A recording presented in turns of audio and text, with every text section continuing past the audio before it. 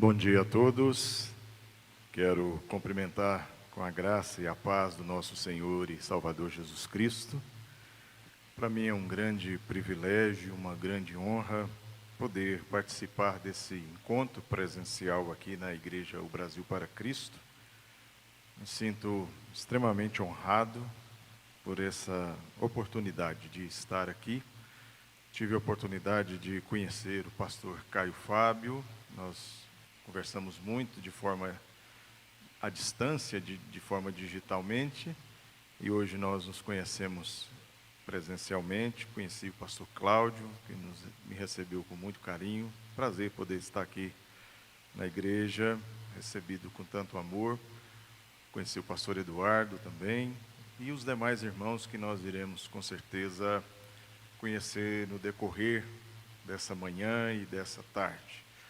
Meu nome é Hugo Leonardo, sou pastor presbiteriano há 24 anos, sou casado com a Cláudia há 28 anos, tenho 2 filhos adultos, um filho já casado e uma filha que está preparando aí para se casar agora em julho, e Deus me deu a grata satisfação de ver a minha descendência aumentando, e meu filho me deu uma boa notícia no início de março, que eu vou ser avô, e isso alegra o nosso coração.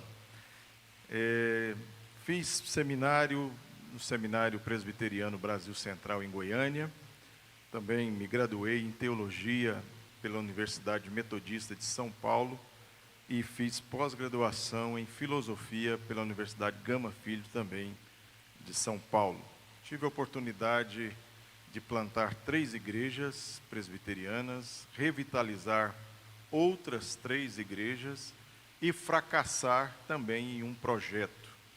Às vezes nós falamos só das conquistas e esquecemos do maior aprendizado que nós temos, que é quando nós fracassamos. E estou hoje pastoreando a Igreja Presbiteriana Maranata, aqui na cidade de Anápolis, aqui no bairro de Lourdes, um trabalho que já existe há 42 anos. Por 41 anos ela foi uma congregação, passou por altos e baixos, e pela graça de Deus, juntamente com os irmãos, nós conseguimos, dentro da nossa denominação, organizá-la. Hoje ela é uma igreja que tem o seu conselho estabelecido, os seus oficiais ordenados. Inclusive 2 oficiais queridos estão me acompanhando aqui nessa manhã, o diácono Antônio e o diácono Renner. Quero agradecer muito. E nós temos aprendido lá na Igreja Maranata um novo processo, um processo de revitalização e também de replantio, algo que está sendo assim muito desafiador para o meu coração como pastor, um replantio de uma igreja. Tenho conversado com alguns colegas, buscado orientação, mentoria, para essa ideia de que não é só apenas revitalizar, mas também de replantar uma igreja. Louvado seja Deus por estarmos aqui, diante desse grande desafio de falar do desafio pastoral, da vida da igreja e do discipulado. Meu contato com a Igreja O Brasil para Cristo é muito interessante. Meu primeiro contato foi mais ou menos em 1994, quando estudava medicina em Santa Cruz de la Sierra, andando pelas ruas daquela cidade. Eu dei de frente com uma fachada escrito Igreja Pentecostal O Brasil para Cristo. Eu achei um pouco estranho, Falei assim, eu acho que eles erraram a geografia, tinha que ser Igreja Pentecostal a Bolívia para Cristo. Mas isso foi em 1994. A minha esposa ouviu o Evangelho através da influência da avó, que participou da Igreja O Brasil para Cristo na cidade de Bela Vista de Goiás. Eu não sei se tem algum irmão aqui presente que é de Bela Vista de Goiás ou de forma online. Na época, a avó da minha esposa, a avó materna, ouviu o Evangelho através dessa igreja, e o Evangelho chegou em toda a família. Louvado seja o Senhor por isso. E um terceiro momento foi já no seminário, onde nós estávamos estudando sobre o movimento evangélico no século XX. e entendemos que o pentecostalismo é um grande movimento e extremamente importante, não só para o Brasil, mas como para o mundo inteiro. E houve um sorteio para estudar as várias nuances do pentecostalismo no Brasil. E caiu para mim a Igreja O Brasil para Cristo. Foi a terceira oportunidade de estudar. E fiquei maravilhado com a história da igreja, a forma como ela foi criada, por ser a primeira igreja pentecostal 100% brasileira, made in Brasil. Isso é tremendo, né? E a história do seu fundador, pastor Manuel de Melo, um pernambucano que sai lá do Nordeste, vai para as periferias de São Paulo, trazendo ali um ardor da chama do Evangelho, e que com certeza incendiou não só a periferia de São Paulo, mas como todo o Brasil. E eu achei muito interessante que foi a única denominação que no período da intervenção militar em 1964, teve a voz profética de se levantar contra a opressão. E isso para mim foi fundamental. A minha denominação é uma mancha, na minha opinião, se acovardou, se silenciou, mas a Igreja O Brasil para Cristo, ela trouxe a verdade da periferia, que estava muito distante dos intelectuais da USP e também dos políticos profissionais, trazendo a realidade das ruas, a opressão do povo, e o seu fundador foi preso várias vezes por isso, por essa voz profética.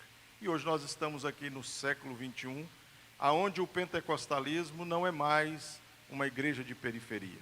Hoje o pentecostalismo ele está não só nas regiões mais distantes da cidade, mas também ocupando espaços urbanos profundos, relevantes, inclusive atuando em áreas da sociedade que nós consideramos uma das áreas de pessoas que têm mais posses financeiras e materiais.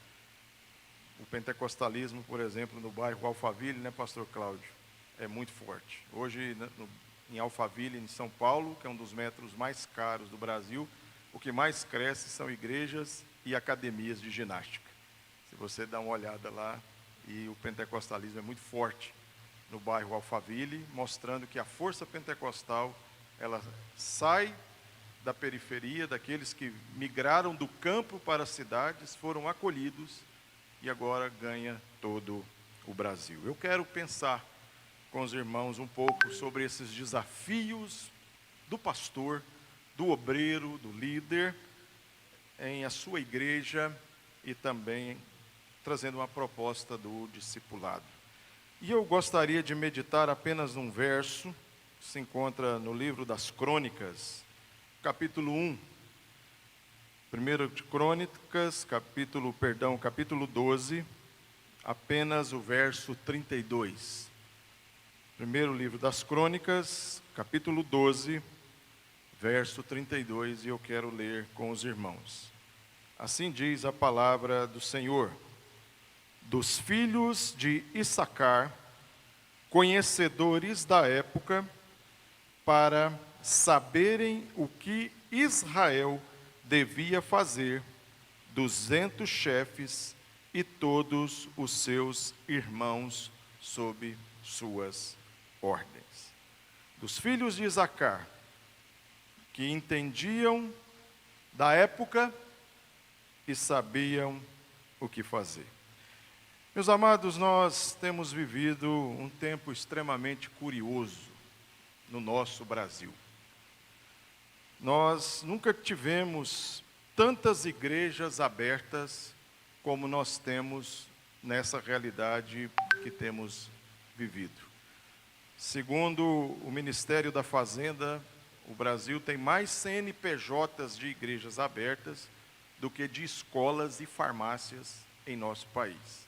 Fora as outras igrejas que não são organizadas juridicamente, que esse número com certeza triplicaria, na minha opinião. Nós temos muitas igrejas abertas, nós temos muitas atividades e, ao mesmo tempo, nunca houve tanta superficialidade espiritual como nos dias atuais. Isso nos leva já a uma compreensão. Não é pela quantidade de portas de templos abertos que nós vamos alcançar uma profundidade espiritual.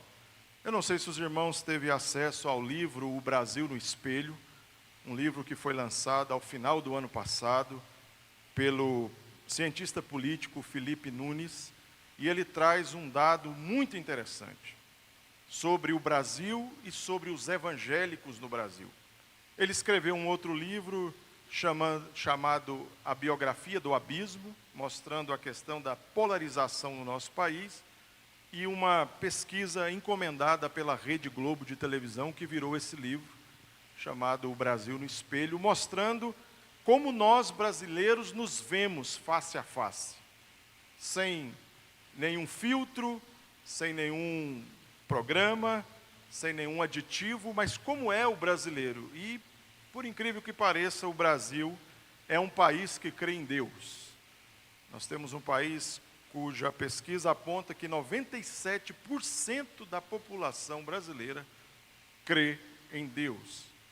E desses 97, 94% dizem a importância de participarem de uma igreja. E nós sabemos que o Brasil, majoritariamente, é um país cristão.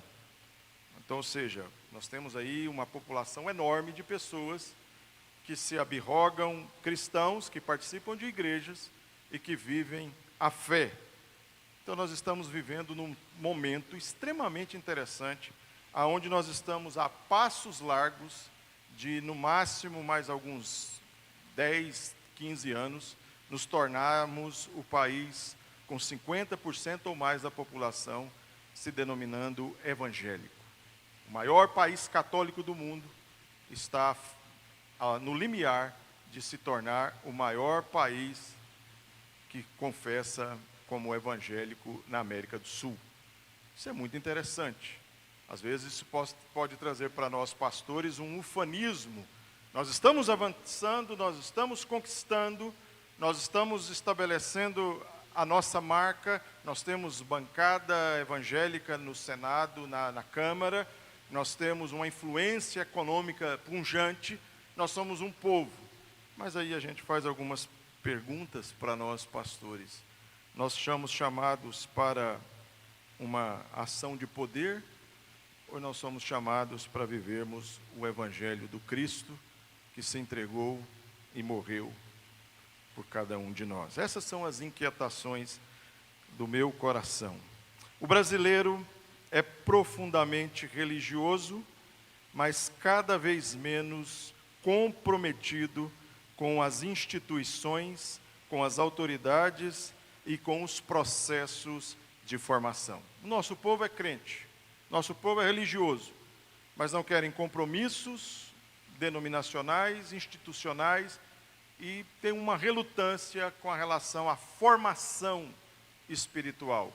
Hoje nós temos muitos discípulos do TikTok, que escutam ali mensagens de 40, 1 minuto, e são ali discipulados por esses influenciadores do mundo digital. De uma forma simples, as pessoas querem fé sem terem compromisso, querem pertencer sem se submeter, querem Jesus sem nenhum tipo de discipulado. A crise da igreja, eu chamo crise da igreja, porque é uma apostasia silenciosa que vem se manifestando ao longo dos anos, e eu chamo isso da crise da igreja.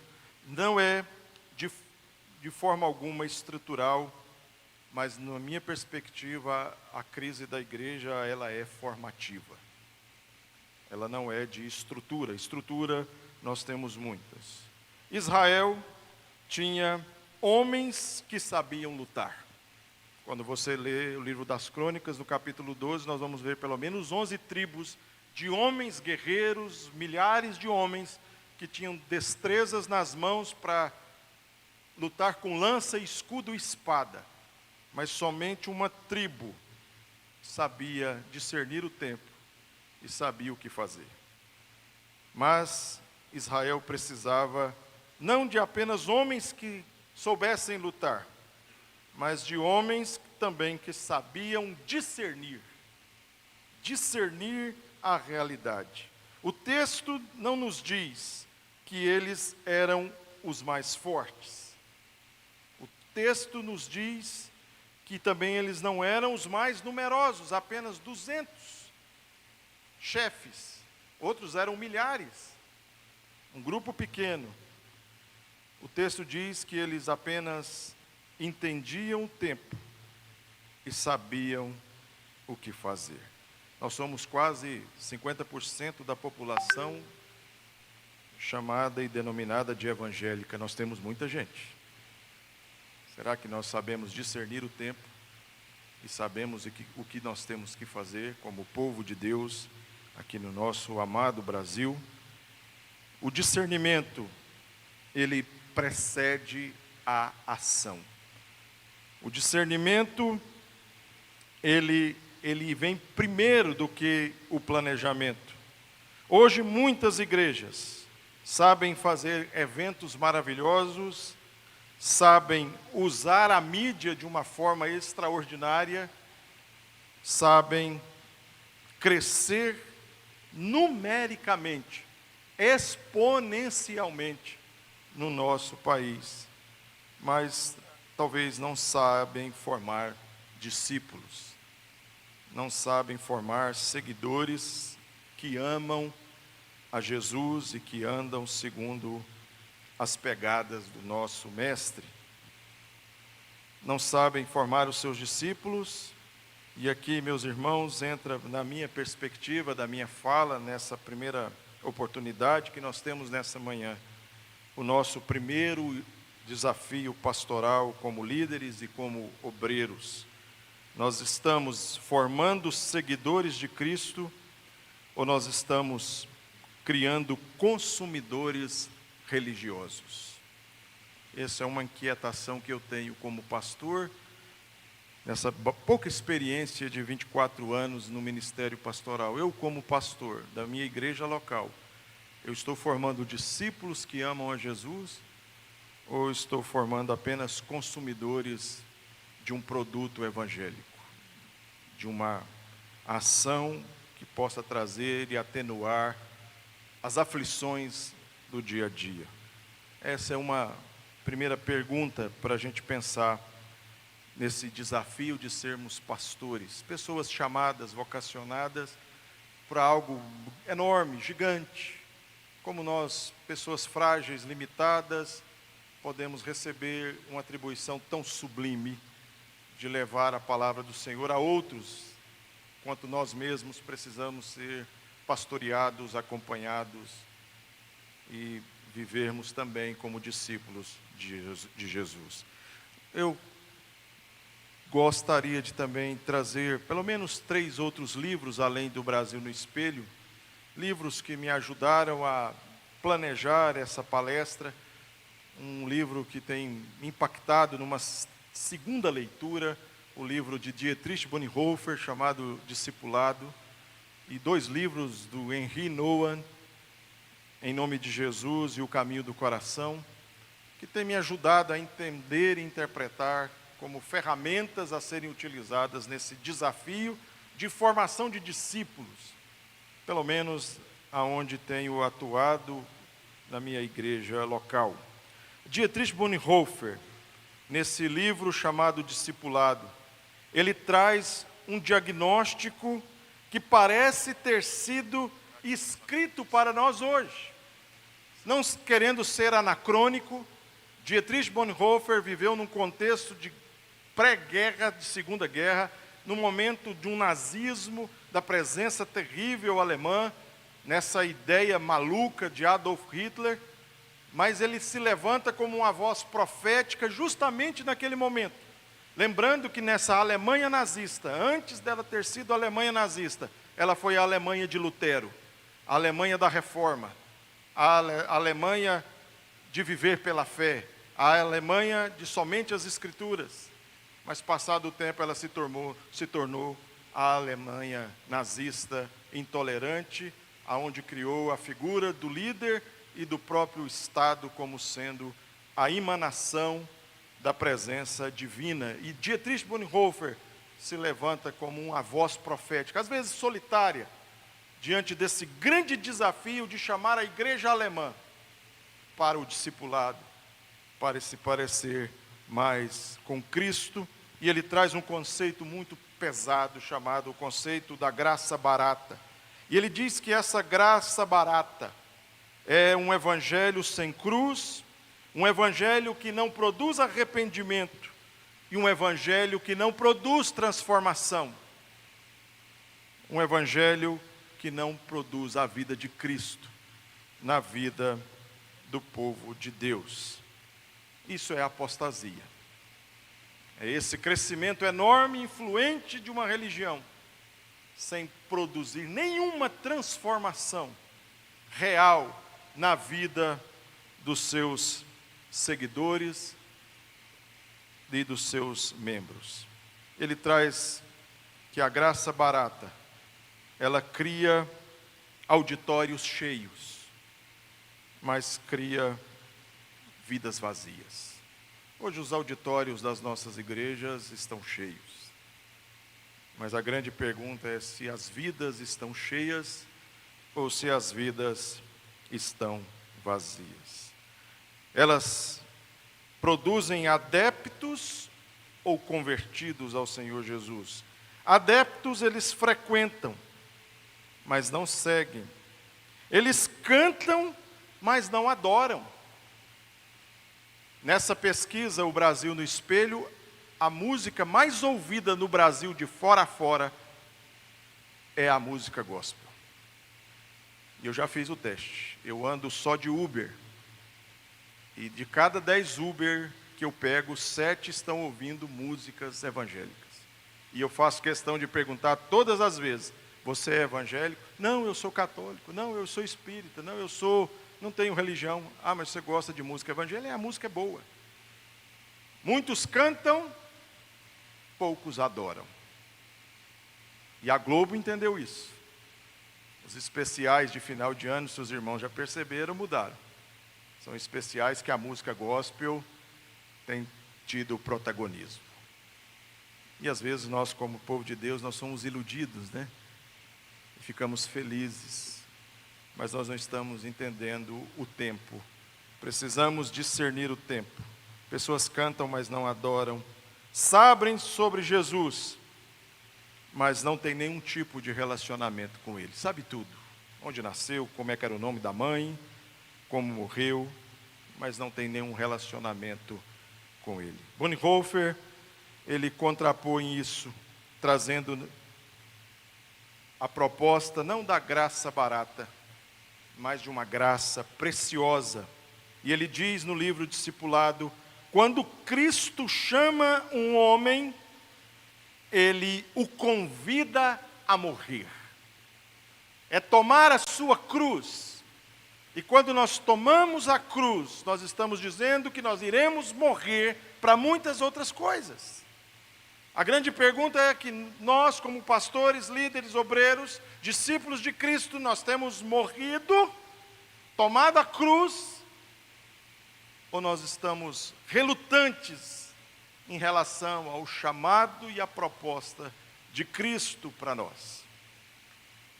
Nós temos dois conflitos internos, como pastores e líderes e obreiros.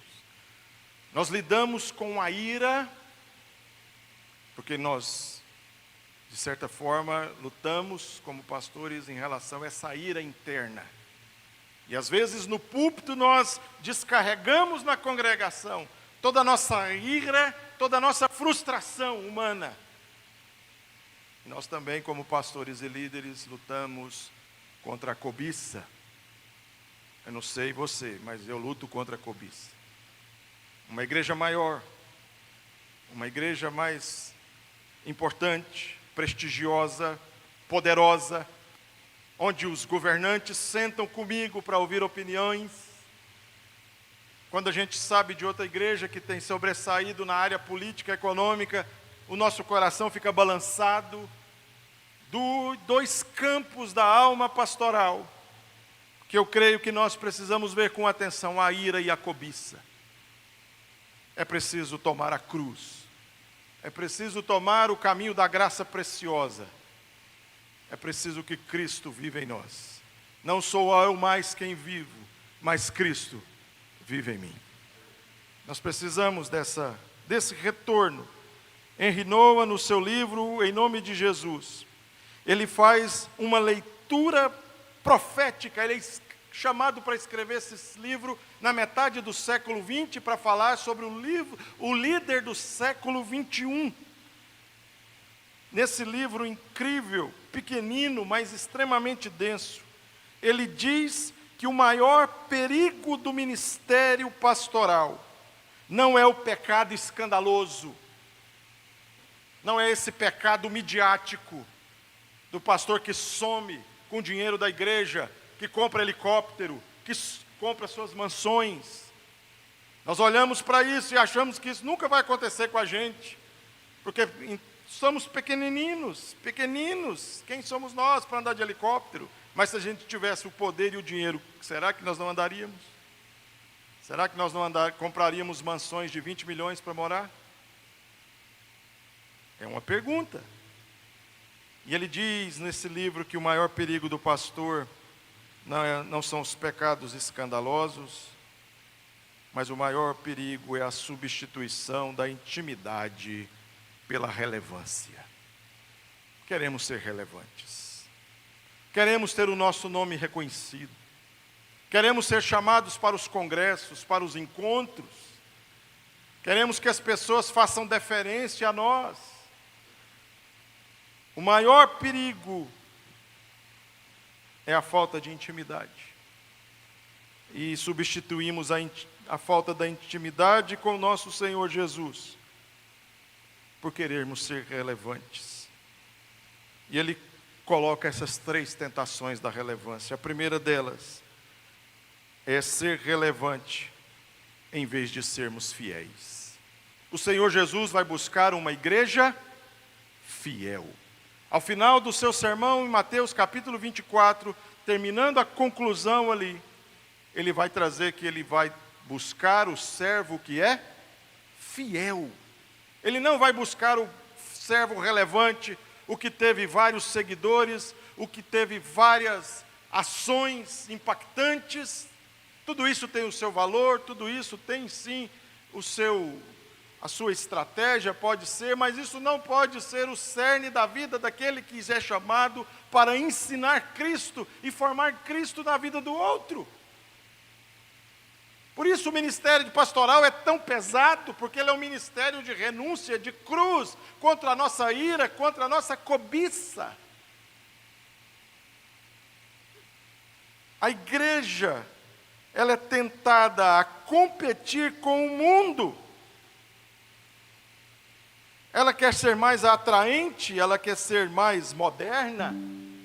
A minha filha mostrou para mim anteontem um vídeo de uma igreja onde tinha um robô no púlpito, conversando com as pessoas, recebendo as pessoas. Um robô, uma inteligência artificial, aonde nós iremos chegar? Está longe de nós. Não é no Japão, é aqui em Anápolis. Queremos ser mais modernos, queremos ser mais interessantes. Meus irmãos, a mensagem da cruz, ela não é interessante. A mensagem da cruz é um chamado para morrermos e vivermos para Cristo. Bonhoeffer, quando se levanta com essa voz profética na Alemanha, ele está dizendo isso: igreja alemã, volte-se para Cristo.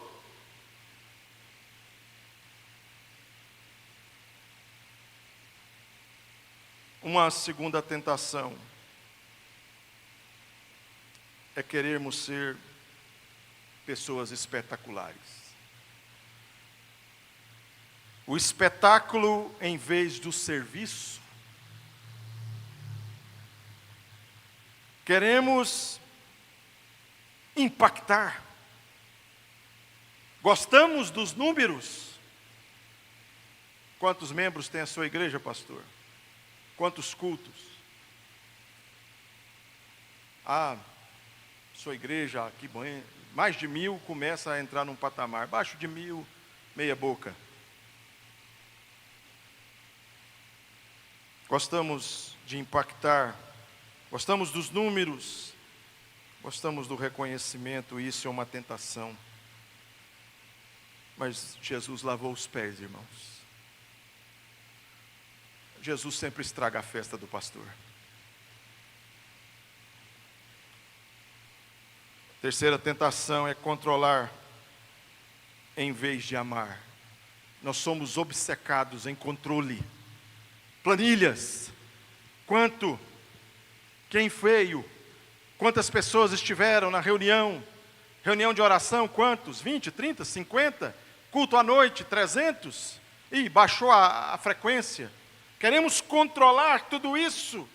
Nós, infelizmente, temos transformado pessoas em projetos. As pessoas que o Senhor Jesus nos tem dado o privilégio de pastorearmos não são projetos para nossa busca de poder e relevância, mas são cordeirinhos do nosso Senhor Jesus.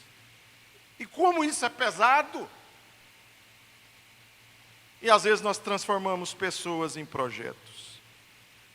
No livro O Caminho do Coração, Henry Nouwen, ele aponta também 3 práticas que podem sustentar o discipulado pastoral e, consequentemente, desaguar na vida da igreja. Tem que ter um alívio, né, irmãos?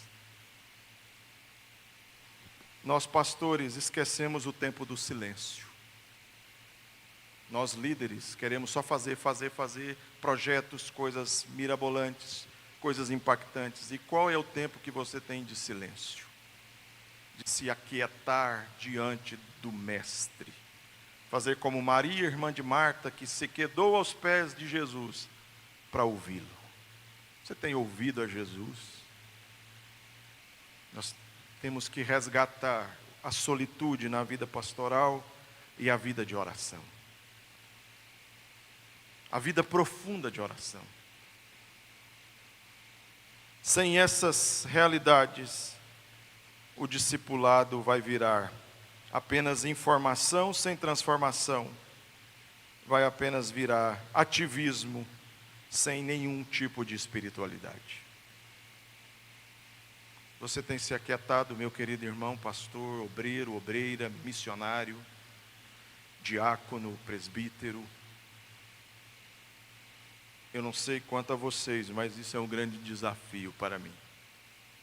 Me aquietar, calar a minha alma para ouvir o Senhor. Não existe nenhum discipulado coletivo sem profundidade individual. Se nós almejarmos, se nós quisermos que as nossas igrejas, que o povo que Deus tem nos dado o privilégio de pastorear sejam pessoas profundas, sem nós sermos profundos, isso vai ser impossível. Não há discipulado coletivo se não há profundidade individual. Isso vem do pastor.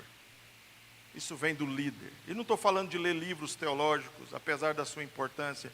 Eu não estou falando de participar de tal movimento, de tal estratégia. É o chamado do silêncio, da oração, a Bíblia e o momento a sós com Deus. Nós reduzimos o momento de a sós com Deus para uma chamada, até uma tentativa chamada de hora tranquila. Tira lá 15 minutinhos do seu dia. Lutero orava 4 horas por dia, e quando a coisa ficava apertada, ele orava 8. Porque ele sabia que ele tinha que se render aos pés do Mestre Jesus. Quando nós olhamos para esse livro, O Brasil no Espelho, a análise do Felipe Nunes, ele nos mostra o crescimento da religiosidade emocional. Se você não leu esse livro, querido pastor, líder, principalmente pastores de igreja local, compre esse livro. Você vai entender um pouco a realidade brasileira, atual. Ele diz que o Brasil tem um enorme perfil religioso, mas é uma religiosidade emocional, sensitiva, sensorial. Eu preciso sentir alguma coisa. Sinta Deus. Meus amados, independente de eu sentir ou não sentir Deus, Deus está presente e é para sempre, para todo sempre. Amém. Deus não precisa de eu sentir nada para Ele ser Deus. Mas há uma inversão. E às vezes nós trazemos isso para o nosso povo. Precisa sentir. Isso produz uma queda na relevância da igreja constituída. Se eu sentir, eu não senti, não, eu não vou no culto, eu não vou participar da reunião, porque eu não estou sentindo bem. Que coisa, né? Nós temos visto o aumento do individualismo. Nós chamamos reuniões de comunhão, e que comunhão que nós temos? Às vezes numa igreja como a nossa, de 110 pessoas congregadas, às vezes nós não sabemos os nomes uns dos outros, chamamos o outro de irmãozinho, de irmão. Um dia eu brinquei lá na igreja, você não vai chamar a pessoa de irmão, você vai perguntar o nome dela. Como é que é o nome? Onde é que mora? Qual bairro? O que faz da vida? Nós falamos muito de comunhão, de comunidade, achamos que comunhão é começão, né? Comer. É bom comer junto. Faz parte, é um elemento da comunhão. Mas a comunhão é muito mais profunda. Aumento do individualismo. Traduzindo isso para a igreja, nós temos percebido, a partir dessa pesquisa, que nós queremos sentir a Deus, mas não queremos caminhar com Ele. Vivemos a fé das sensações. Queremos experiências, mas não processos de transformação. Queremos as bênçãos do Senhor, mas não queremos mortificar o nosso eu, para que Cristo cresça em nós. E isso cria, meus irmãos, infelizmente, um tipo de membro do século 21 que consome culto, escolhe igrejas como um produto, abandona facilmente quando é confrontado. Aqui em Anápolis teve uma pesquisa há uns anos atrás, na década de 90, que a média de rotatividade entre os crentes numa igreja era de 2 anos e meio. Há uma alta rotatividade de crentes. Gente que era presbiteriano e vira OBPC, gente que era quadrangular e vira presbiteriano, assembleano que vira batista, e aí você vai conversar com essas pessoas, e essas pessoas, não, agora eu quero algo diferente, e sempre fala mal de onde saiu, ufanando aonde chegou, e depois vai falar mal de onde está para a outra que vai, e a igreja anapolina é assim. Ser pastor em Anápolis não é para os fracos. O cara tem que ter o couro grosso, né, pastor Cláudio? Essa rotatividade é grande. Pessoas olham no cardápio. O que tem? Tem ministério de infantil bom? Então eu vou. Não tem ministério infantil, eu não vou. Pastores fazem divulgação das suas igrejas. Venha para a nossa igreja, ela é climatizada, tem estacionamento, e nós temos um lindíssimo departamento infantil. O que é isso, irmãos? É um shopping? Espaço Kids, bem lembrado. Ainda coloca americanizado para ficar melhor ainda, né? Espaço Teen. Produz esse público consumista. Quem vai pregar hoje? Não vou não. Esse pastor é muito lento. Eu gosto de um pastor assim que fala no meu coração. Imagine, meus irmãos, um jovem pastor que assume uma igreja cheia, relevante e impactante na cidade de Anápolis. Cultos lotados, louvor vibrante, agenda cheia, programações. Mas algo começa a incomodar esse jovem pastor. Ele percebe, poucos possuem uma vida de oração na igreja. Poucos manifestam confissão e transformação de vida. Ninguém discipula ninguém. E aí ele tem um despertamento. Ele chama a igreja, um jovem pastor, e diz: irmãos, nós iremos frear todas as programações. Nós vamos tirar da nossa agenda tudo aquilo que não seja oração, jejum e leitura da palavra.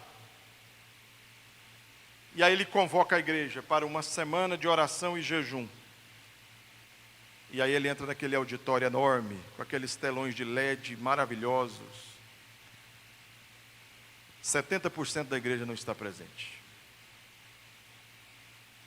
E os outros 30 olhando meio de rabo de olho para ver o que vai dar, até onde esse pastor vai para entrar outro no lugar dele.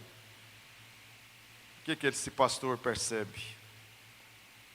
Ele percebe que ele tem um auditório lotado, mas ele tem pessoas vazias. Você, como pastor, teria coragem de puxar o freio de mão da sua igreja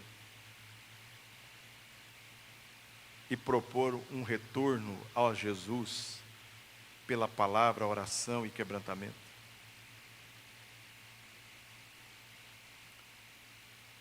Ele não tem uma igreja, ele tem uma igreja, um auditório cheio, mas ele tem uma igreja, um auditório extremamente ocupado. As nossas pessoas, os nossos crentes são ocupados. Mas aí entra, irmãos, e aqui é o caminho já para a minha finalização. Os desafios pastorais, a vida da igreja e o discipulado.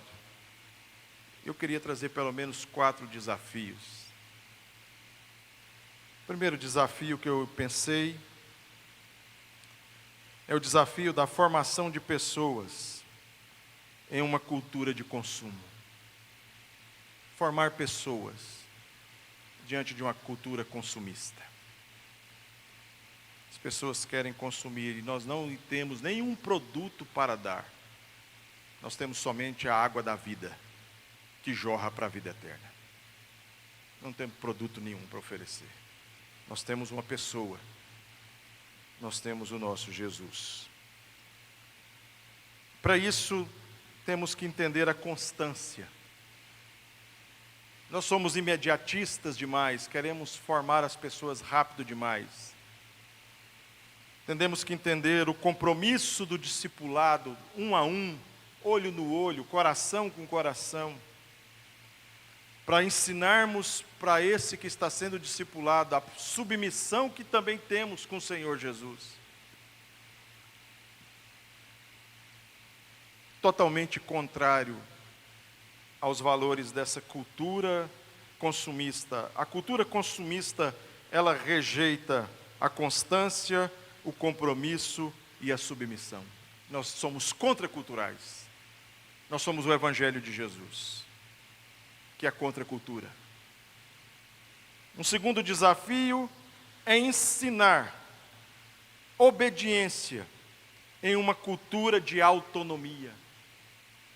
Nós temos pavor da palavra obediência, achando que isso é opressivo, castrativo, restritivo. Mas a obediência é a Cristo. Se o nosso coração não for obediente a Cristo, ele vai ser obediente a nós mesmos. E o nosso coração é irascível e cobiçoso. Hoje, a autoridade é vista com muita restrição. E às vezes a gente confunde autoridade com autoritarismo e colocamos essa ideia como se fosse algo para oprimir as pessoas. Não vai demorar nós cantarmos aquele corinho do Menudo. Não se reprima, não se reprima. Lembra? Se você lembra, você é antigo. Corinho que a gente não quer cantar. Terceiro desafio: criar profundidade em um mundo extremamente superficial. As pessoas estão acostumadas com conteúdo rápido, com pílulas, TikToks, respostas extremamente fáceis, e o chat GPT está aí para piorar ainda. Que a pessoa coloca lá, quem são os filhos de Isacar? O que eles fizeram? Ah, pastor, coitado, fez 5 anos de seminário, para quê? Aqui em 30 segundos eu tenho a resposta.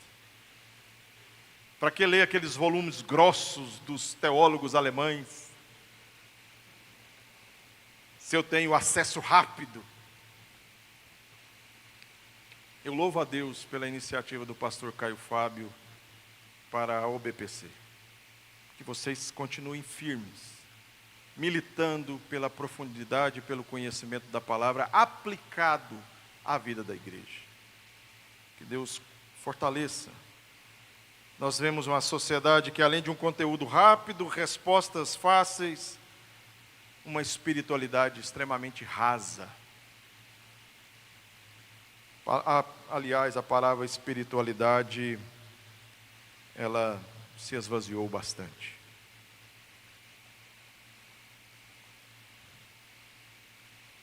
O discipulado exige tempo, repetição, caminhada. E o quarto e último desafio para nós, pastores, líderes e obreiros, é pastorear corações, não apenas estruturas. Um grande amigo meu, no meu fracasso ministerial de revitalização de uma igreja, que a igreja chegou a fechar, ela foi dissolvida pelo nosso presbitério. Isso foi muito doloroso para mim, porque eu era o pastor da igreja. Aquilo me causou vários danos, e eu falo todas essas coisas de um pastor que sentiu no couro, na pele, a dor do fracasso. E o quanto o meu coração, naquele momento, estava distante da proposta de andar com Cristo. E esse amigo, colega, muito íntimo, falou algo para mim. Ele falou assim: o problema, Hugo, é que você idolatra a sua denominação. Idolatria é pecado. Eu fiquei com raiva dele. Fiquei sem conversar com ele uns 2 anos. Até que o dia eu encontrei com ele e falei: você tinha razão. Às vezes nós idolatramos estruturas, tradições, nomes, líderes, e esquecemos de pastorear corações. É possível nós termos nas nossas igrejas grupos de células, grupos pequenos, cursos profundos, programas extraordinários de formação, uma boa escola bíblica dominical, um culto centrado nas Escrituras. Nós podemos ter tudo isso, que é muito bom, e ainda não termos discípulos de Jesus.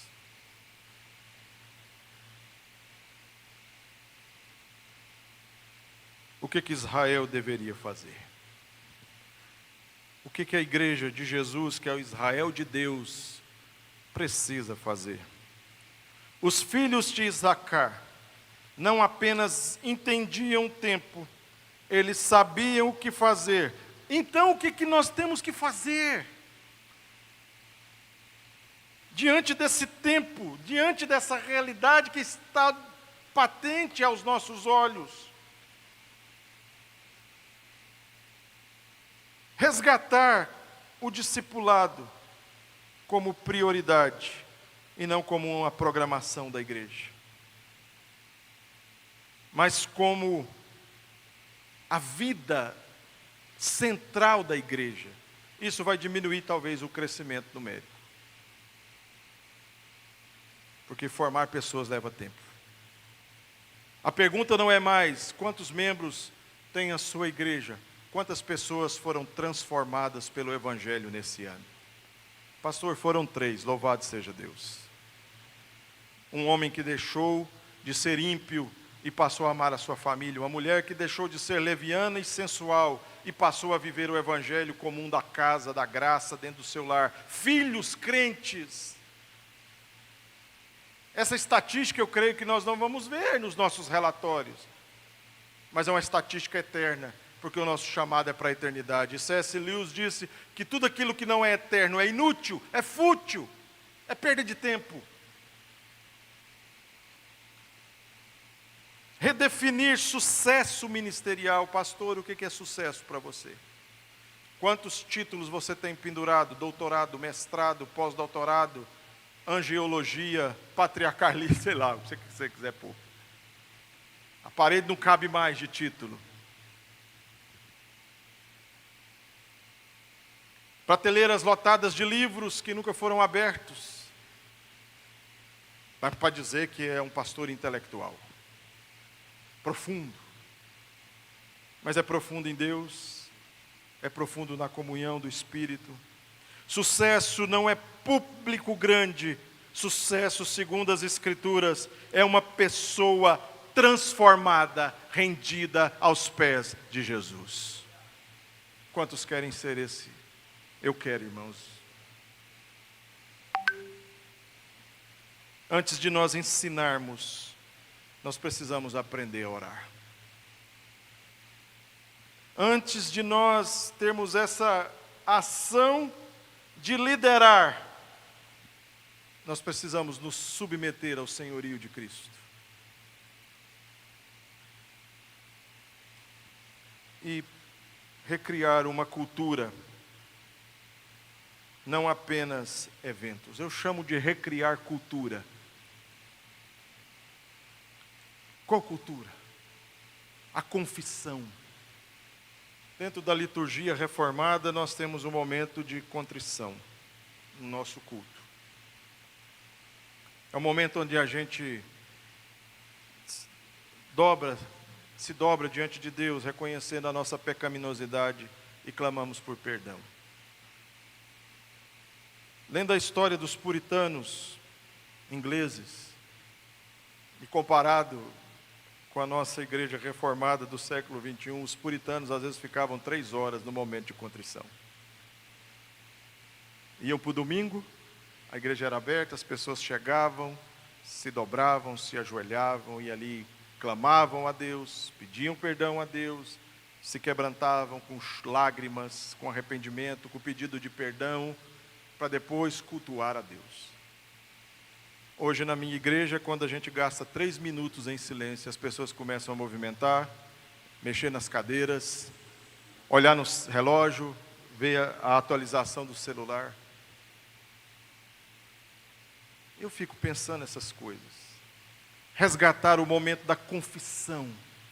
Quando a igreja se reúne em culto solene, só existe um público, esse público é Deus. E a Ele a honra, a glória e o louvor.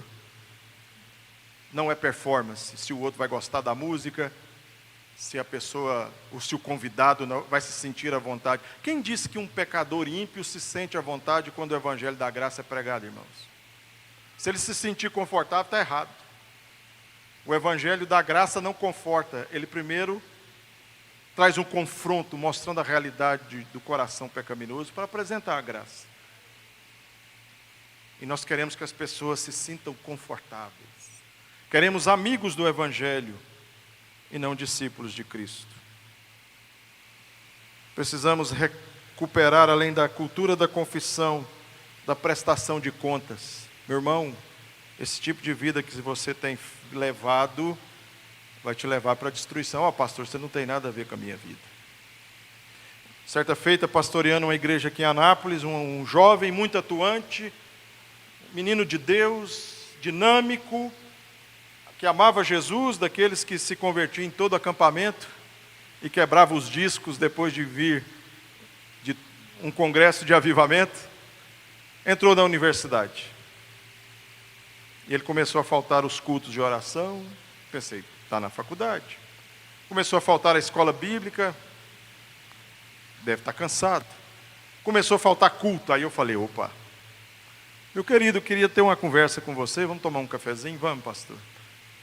Pastor, já de antemão eu queria falar para o senhor que esse negócio de igreja, esse negócio de palavra, de Bíblia, você tem que entender que isso é um mito, né? É um mito e as pessoas pegam isso como crença e vão formando todos os seus valores. Ele entrou na área de humanas, na UEG, aqui, curso de História. Ah, é, irmão, fale mais do mito. E foi falando, eu falando. Então, pastor, essa culpa que a gente carrega dentro de nós, do pecado, isso aí é construção, né? É uma construção de controle religioso. Ah, é controle religioso, verdade. Fala mais. E ele viu que eu fui dando farinha para o pirão dele, né? Tomando um café, comendo um pão de queijo. Eu falei, meu irmão, com quem que você está transando? O que é isso, pastor? Quando a gente vive no pecado, a gente quer arrumar desculpas para justificar o nosso pecado. E a primeira coisa é desmerecer toda a construção da graça e da palavra na vida da pessoa. Pastor, o senhor é profeta? Não, não sou profeta, eu sou homem e já fui da sua idade.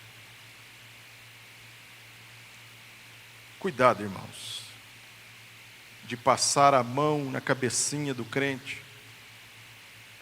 e não confrontá-lo pela palavra. O pecado é que nos faz separação do nosso Deus. Não é a filosofia, não é a psicologia, é a nossa condição de natureza humana, de forma magnífica expressada por Agostinho no seu livro Confissões. É a natureza humana, corrompida pelo pecado, e o povo continua pecador. Mesmo com tecnologia, mesmo com o chat GPT, mesmo com todas essas ferramentas que são interessantes, importantes, mas não aplacam e nem atenuam a condição do homem sem Deus. E o único caminho para isso é uma vida centrada nas Escrituras, submissa a Cristo, lutando com as pecaminosidades do nosso próprio coração. Não sejamos líderes iludidos com essa geração que está aí crescendo em tecnologia e morrendo espiritualmente. E eu encerro, meus irmãos, deixando aqui pelo menos 4 perguntas. A primeira vez que eu fui pregar, eu era seminarista lá na Igreja Presbiteriana de Campinas, em Goiânia. E o pastor titular da igreja falou, Hugo, você vai assumir o púlpito. O seminarista, ele quer trazer tudo que aprendeu na semana num sermão só, né? E eu estava com um monte de livro, sentado lá na salinha da igreja, e tinha uma missionária que cuidava das crianças, ela viu a minha angústia, falei, Hugo, o que você está fazendo aí no meio de tanto livro, tanto papel, e escreve, e coça a cabeça, e bala. Tinha um monte de pilha de papel embolado, não, é porque eu vou pregar domingo, e é a primeira vez que eu vou pregar, a minha estreia aqui na igreja, né? Ela olhou assim, falei, Hugo, a melhor pregação é aquela que você prega para você mesmo. Prega para você. Esquece um pouco as citações, esquece um pouco os comentários e traz aquilo que Jesus falou para você, uma professora de criança, uma missionária de criança. E eu trago essas 4 perguntas que eu fiz primeiro para mim, irmãos, e faço isso com muito carinho. Primeiro eu perguntei para o Hugo, e quero perguntar para os meus irmãos. Primeira pergunta para encerrar. Se nossas igrejas continuarem exatamente como estão hoje, estaremos formando discípulos de Jesus ou apenas religiosos bem adaptados ao nosso tempo? Uma segunda pergunta que eu me fiz. Quem você está discipulando hoje? Uma terceira pergunta. Sua igreja forma discípulos de Cristo ou membros de uma bolha denominacional? E a última pergunta. Sua forma de ser pastor nasce da intimidade com Jesus ou da necessidade de ser relevante com resultados impactantes? Perguntas doloridas que eu fiz ao meu coração e eu deixo para os irmãos com muita simplicidade e humildade. Eu estou no mesmo barco que os irmãos. tentando ser pastor num século de consumo, que busca autonomia, com as lutas e dilemas de uma igreja local, tentando formar Cristo na vida das pessoas. Por isso que Paulo usa a imagem das dores de parto. Não é suave, é com dores de parto que Cristo é formado na vida das pessoas. Que o Senhor da igreja, que o nosso Senhor e Salvador Jesus Cristo nos dê graça para essa missão maior do que nós mesmos, de levarmos Jesus e formá-lo na vida das pessoas. Pai Santo, obrigado por esse tempo com os meus irmãos aqui. Obrigado a Deus por essa iniciativa da OBPC de refletir temas para a formação dos seus obreiros, pastores, líderes, principalmente para atuarem nas suas igrejas locais. Derrame graça, meu Deus.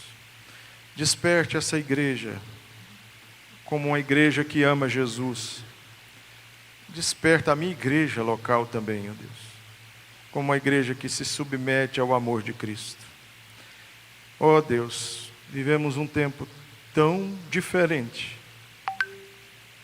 Nós não queremos ter nenhum projeto de poder, mas nós queremos que Cristo seja o centro da nossa existência. Guarda esse povo amado, ó Deus, aos que estão presencialmente, aos que estão acompanhando de perto e de longe, e aqueles que ainda irão assistir essa transmissão. Vá de encontro a esse coração, Jesus. Nos dê esse coração, Jesus. Coração que deita aos teus pés, que senta aos seus pés. Nós pedimos perdão pela ira, pedimos perdão pela cobiça. Nosso coração é irascível, o nosso coração é cobiçoso. Nos faça querer só o Senhor, Pai. Queremos tomar a cruz e te seguir. Assim eu oro em nome de Jesus. Amém. Obrigado, meus irmãos. Que Deus possa abençoá-los e no decorrer do dia possamos ainda continuarmos juntos ouvindo do Senhor. Pastor.